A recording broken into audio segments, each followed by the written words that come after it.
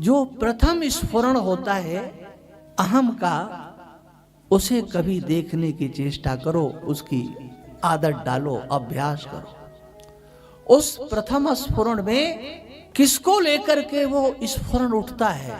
अहम अहम ऐसा जो स्फुरण है, उस शरीर को लेकर के प्रथम क्षण में स्फुरण नहीं होता है, वो अपने स्वरूप का स्फुरण होता है।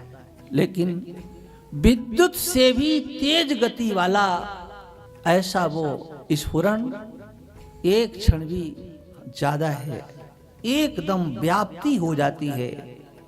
उस अहम के स्फुरण की व्याप्ति शरीर को लेकर के हो जाती है, नाम को लेकर के हो जाती है। पहले देहाकार, फिर नामाकार एक स्फुरण, हाँ मेरा, फिर और सब जात्याकार, अनेक प्रकार के स्फुरण, संबंधाकार इत्यादि।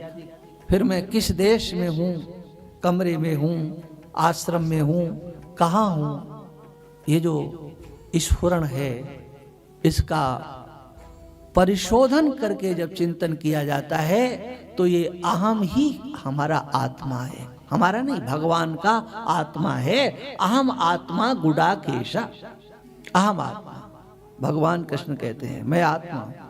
ये जो अहम का स्फुरण है यही तो है। और इसीलिए हमारे सभी महापुरुष बैठे हुए हैं, विद्वान महापुरुष हैं। देखो भगवत गीता 15वां अध्याय का एक श्लोक है, भगवान ने कहा है, अच्छा अब हम कहें तो भगवान ने कहा है वेदैश्च सर्वै रहमेव वेद्यो, रहमेव वेद्यः, वेदैश्च सर्वै, समस्त वेदों के द्वारा। भगवान कहते हैं अपने लिए, हम लोग अर्थ ऐसा लगाते हैं कि भगवान ने कहा है कि मैं ही वेद्य हूं।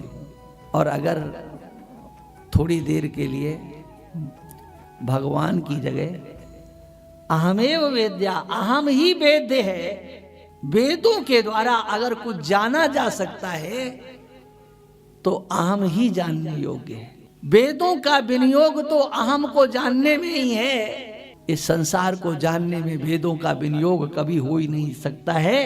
ये तो अनेक प्रकार से जान लिया जाता है, पशु पक्षी भी जानते हैं, संबंध के संबंध में, क्रिया के संबंध में, भोग के संबंध में, अनेक प्रकार से जब वो ही जानते हैं तो मनुष्य तो और अच्छी प्रकार से।